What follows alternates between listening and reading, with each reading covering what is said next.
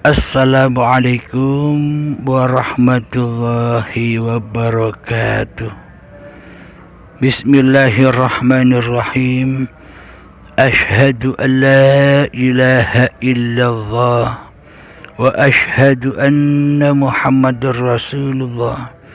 Allahumma salli ala sayyidina Muhammad wa ala ali sayyidina Muhammad. Rabbis rahli sadri wa yassirli amri wahlul 'uqdatam min lisani yafqahu qawli. Amin. Bismillahirrahmanirrahim. Salam hormatku buat para sahabatku tercinta dimanapun Anda berada. Semoga keridhaan Allah selalu meliputi kita semua. Amin ya rabbal alamin. Jumpa lagi di episode Hakikat Qiyamul Lail di sisi Allah Subhanahu wa taala yang kedua. Alhamdulillahirabbil alamin. Di sini kami akan kutipkan di dalam surat Al-Quran, di dalam surat Al-Furqan ayat yang ke-25. A'udzu billahi minasyaitonir rajim. Bismillahirrahmanirrahim. Wa yawma tashaqqaqus samaa'u bil ghammami wa nuzlal malaikatu tanzila. Artinya, dan ingatlah hari ketika langit pecah belah, mengeluarkan kabut putih, dan diturunkanlah malaikat bergelombang-gelombang. Alhamdulillahirabbil alamin. Kami ulangi lagi, artinya dan ingatlah hari ketika langit pecah belah, mengeluarkan kabut putih, dan diturunkanlah malaikat bergelombang-gelombang. Nah, bila menurut sudut pandang syariatnya, kita selama ini hanya mengangan-angan saja, tidak tahu makna yang sebenarnya, tidak tahu makna mutasyabihatnya, tidak tahu rahasia di balik rahasia ayat ini. Saya bacakan lagi, artinya dan ingatlah hari ketika langit pecah belah, mengeluarkan kabut-kabut, dan diturunkanlah malaikat bergelombang-gelombang. Ini bagi orang-orang yang sudah berbaiat. Ini bagi orang-orang yang bisa mati sebelum mati. Jadi artinya dan ingatlah hari ketika langit pecah belah, mengeluarkan kabut putih, dan turunlah malaikat bergelombang-gelombang ketika manusianya sudah kedatangan kiamat akbar. Jadi kiamat akbar itu ya baiat, itulah kiamat akbar. Ketika dihancurkanlah, direlakan, diridhokan, dihancurkanlah hidup yang selama ini diakui sebagai hidup manusianya. Itulah makna langit. Dan bumi yang selama ini badan yang diakui sebagai milik manusianya, itulah bumi. Jadi langit dan bumi dihancurkan, dileburkan, difanahkan, dikembalikan, diabdikan kembali, bahwa sebenarnya hidup dan badan ini bukan milik manusianya. Hidup dan badan ini milik Allah. Jadi langit dan bumi kembali di dalam kekuasaan Allah. Maka pecah belahlah langitnya, maka bergelombang-gelombanglah malaikat turun ke dunia.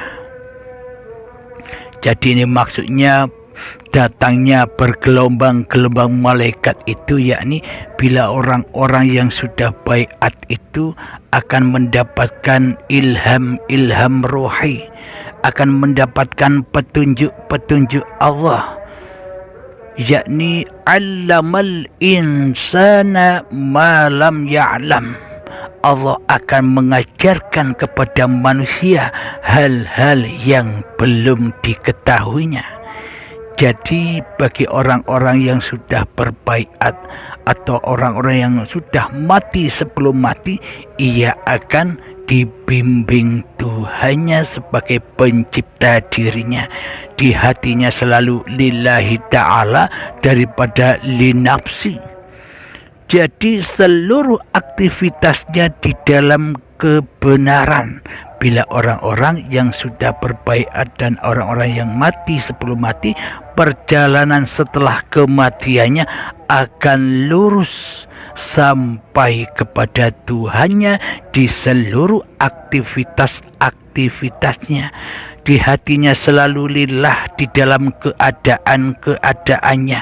Di hatinya selalu lillah di dalam apapun peran-peran yang diperankan Allah kepada dirinya. Di dalam sholatnya ia bertemu Tuhannya, di dalam duduknya bertemu Tuhannya, di dalam berdirinya bertemu Tuhannya, di dalam mandinya bertemu Tuhannya, di dalam bangun tidurnya bertemu Tuhannya, di dalam kerjanya bertemu Tuhannya, di dalam naik motornya bertemu Tuhannya, bahwa hanya Allah lah yang berperan selama ini. Hanya hiduplah yang memerankan badan selama ini. Hanya uripe Allah lah yang punya kekuasaan atas langit dan bumi. Inilah orang-orang yang kembali.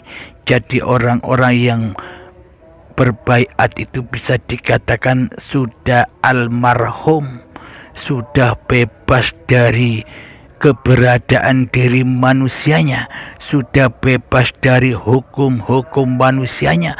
Bagaimana mungkin manusia masih bisa bersyariat? Bagaimana mungkin manusia masih bisa berhukum sementara manusianya sudah kembali ke rahmatullah, sudah kembali ke jalan Tuhannya?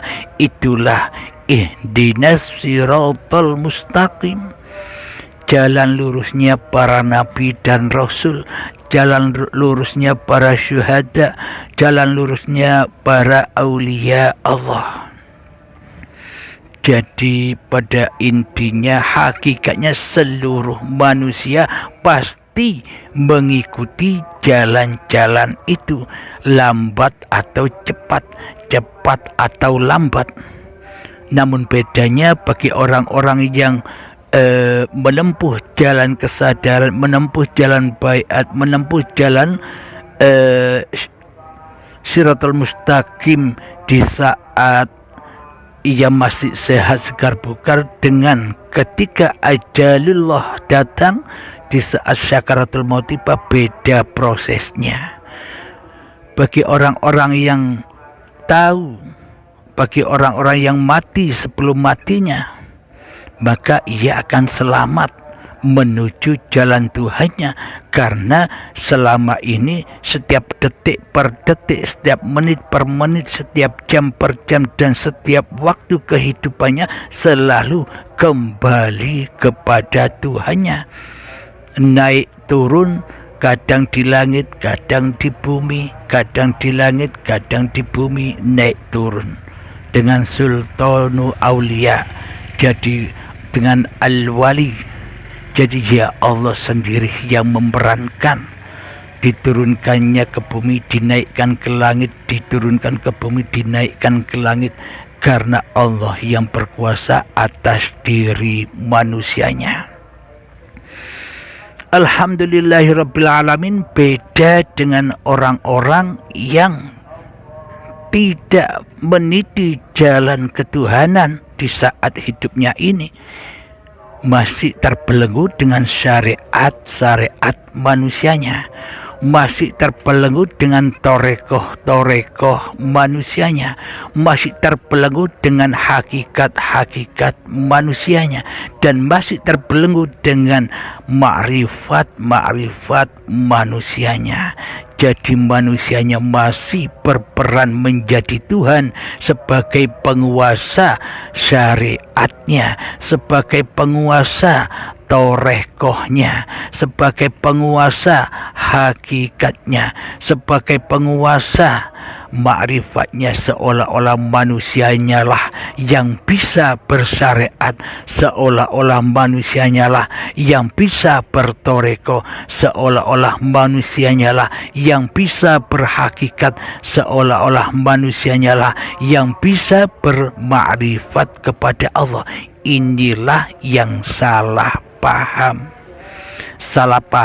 tentang syariat, toreko, hakikat, dan makrifat.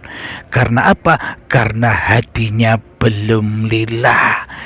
Karena apa? Karena belum mengenal Tuhan pencipta dirinya, karena belum mengenal siapa di balik syariat, karena belum mengenal siapa di balik toreko, karena belum mengenal siapa di balik hakikat, karena belum mengenal siapa di balik makrifat itu sendiri. Bismillahirrahmanirrahim. Al-insanu sirri, bahwa manusia itu adalah rahasia. Wa ana sirhu, akulah rahasia di balik manusia itu sendiri. Jadi manusia yang belum kedatangan tauhid kepada Allah selama hidupnya, selama masih segar bugar ini, kita tidak datang kepada Allah, ya kita pasti pun juga datang kepada Allah dengan paksa dan siksa, dengan kesesatan dan kesesatan. Bismillahirrahmanirrahim. Man kana fi hadhihi a'ma, barang siapa di dunia ini buta mata hatinya, fahuwa fil akhirati a'ma, dan di akhirat pun semakin buta mata hatinya, wa adallu sabila, dan akan tersesat pula jalannya kepada Allah.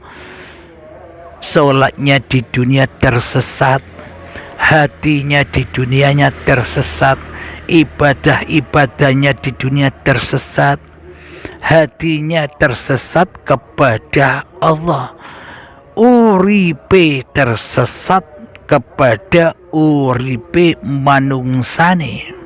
Jadi uripe Allah gaib tiada, yang ada hanya uripe menungsane, hidupnya manusianya. Akhirnya manusia tersesat dari jalan Tuhannya, sholatnya sesat, ibadahnya sesat, sholawatannya sesat, ngajinya sesat, zikirannya sesat, semuanya berada di dalam kesesatan. Karena apa? Karena tidak qiyamul lail hatinya, karena hatinya tertidur, karena hatinya terselimuti dengan hawa nafsunya. Jadi menginjak wat siratal mustaqim pasti jatuh ke lembah neraka, pasti jatuh ke lembah hawa nafsunya, kumpul dengan iblis dan setan, pasti terjatuh ke dalam linafsi, pasti terjatuh di dalam pengakuan diri manusianya yang berperan, yang berkuasa atas laku-laku itu. Inilah yang disebut berselimutkan kabut putih, terselimuti oleh hawa nafsunya di hatinya. Alhamdulillahirabbil alamin. Bagaimana caranya agar semua ibadah kita, semua aktivitas kita, seluruh pergerakan tubuh kita sejak bangun tidur sampai tidur lagi itu menjadi amal yang soleh? Bagaimanakah caranya? Caranya ya harus menyingkapkan selimut itu. Caranya ya harus bangun dari tidurnya. As-salatu khairum minan naum. As-salatu khairum minan naum. Salat itu lebih baik daripada tidur. Maknanya berselimut itu, tidur itu lebih mulia daripada qiyamul lail. Maksudnya keliru, mohon maaf. Qiyamul lail itu lebih baik daripada tidur. Jadi ketika kita berselimutkan hawa nafsu kita melakukan sholat ibadah di dalamnya. Ketika hati masih berselimut oleh hawa nafsu, kita melakukan ibadah-ibadah di dalamnya. Kita melakukan amal-amal di dalamnya. Selamanya roji'un tertuju kepada selimutnya, yakni hawa nafsunya. Apakah itu dikatakan ibadah? Apakah itu dikatakan sholat? Apakah itu dikatakan menyembah Allah? Apakah itu dikatakan mengabdi kepada Allah? Bila hati masih terselimuti oleh hawa nafsu kita sendiri, berarti kiblatnya, berarti yang disembah, berarti yang kita abdi selama ini kan bukan Allah. Akan tetapi hawa nafsu kitalah sebagai Ka'bahnya. Hidup manusia kita inilah sebagai Ka'bahnya selama ini, yang dihadapnya, yang ditujunya, yang difokusnya selama ini. Selamanya kita takkan pernah bisa ibadah kepada Allah. Selamanya kita takkan pernah bisa mengabdi kepada Allah. Bagaimana mungkin kita bisa mengabdi kepada Allah sementara di dalam hati kita pengabdian kita hanyalah tertuju kepada hawa nafsu kita sendiri? Maka bangunlah jiwanya, bangunlah badannya. Maka singkaplah selimut-selimut itu. Singkaplah semua ketiduran dan mimpi-mimpi indahmu, mimpi-mimpi duniamu. Tanggalkan semua, naiklah menuju ke akhiratmu, yakni qiyamul lail. Qiyamul lail itu malamnya hatimu akan diri kemanusiaanmu, malamnya kewujudan dirimu dari dirimu di hatimu. Jadi manusianya itu gaib, yang wujud, yang nyata, yang terang benderang di hati kita adalah uripe Allah. Allah lah yang menguasai singgasananya hati ini. Jadi qiyamul lail itu yang bangun uripe Allah. Manusianya kembali ke rahmatullah, manusianya kembali menjadi makhluk, manusianya kembali menjadi hamba, dan manusianya kembali menuju lillahi ta'ala di hatinya. Itulah yang dimaksud qiyamul lail. Bangunnya hatimu dari kekuasaan kungkungan hawa nafsumu, bebasnya hatimu dari penjara kemanusiaanmu, bebasnya hatimu dari hawa nafsumu di hatimu. Itulah makna qiyamul lail, itulah makna tahajud, bersujud kepada Allah. Karena selama-lamanya hawa nafsu, iblis dan setan tidak akan mau bersujud kepada Adam. Maksudnya Adam itu bukan Adam sosok orangnya Adam.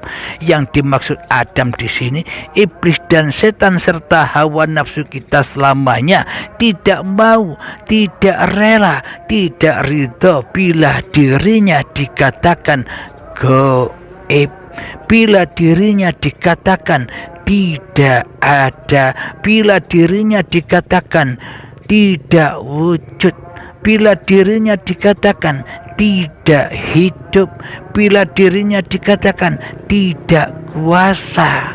Jadi iblis dan setan yang mendominasi di dalam hawa nafsu kita ini selama ini dan selama-lamanya tidak akan pernah rela bila diri manusia kita ini saat ini dikatakan mati.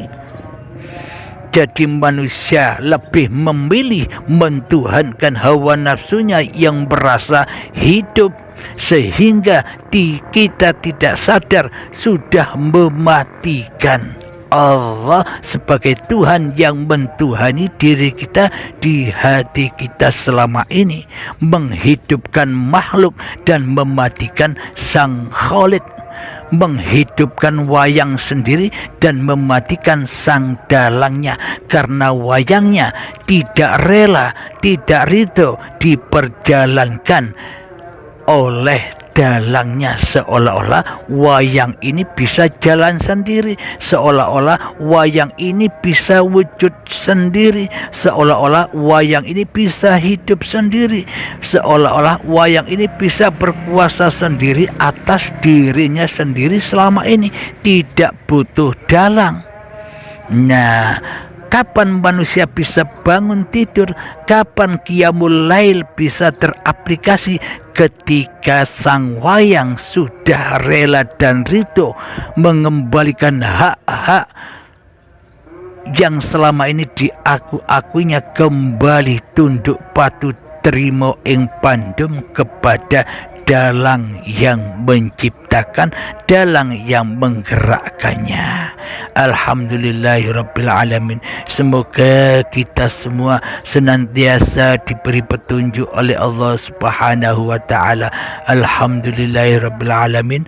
Rabbana atina fid dunya hasanah wa fil akhirati hasanah wa qina adzabannar. Wa sallallahu ala sayyidina Muhammad wa ala alihi wa sahbihi wasallam. Walhamdulillahirabbil alamin. Akhir kalam. Assalamualaikum warahmatullahi wabarakatuh.